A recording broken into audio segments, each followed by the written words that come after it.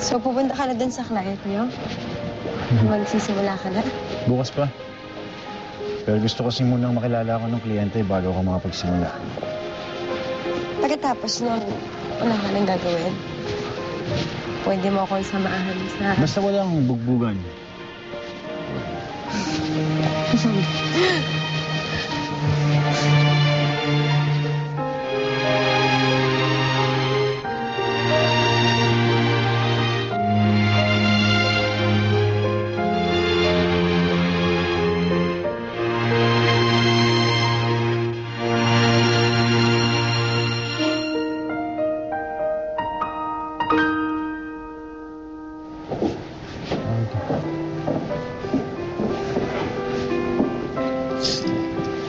Pinoy!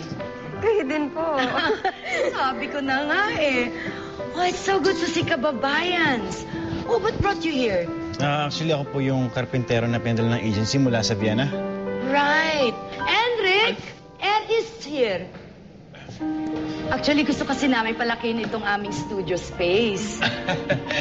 Hi, nice Hello. to meet you. Welcome to our gallery. I'm Leon. This is Jen. You know what?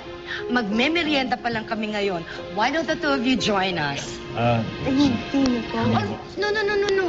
Hindi ako tumatanggap ng salitang no. Sige na, ha? This is really good. Hendrik Tala, thank you. Danke. Danke. Oh, there's some more tea. Gagawa pa ako. Meron mo mag-Tagalog? Ay, this woman. Hindi ako titigilan. Kailangan konting Pilipino alam ko. And kabalo ko magbinisaya. Oh. Siya mag-Bisaya. Nung una kami nagkakilala ni Hendrik, ang sabi ng mga magulang ko, hindi daw kami magtatagal.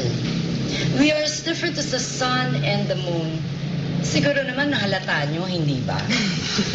Pero nung na-inlove ako sa kanya, wala akong pake kahit ano pa ang sabihin ng kahit sino man.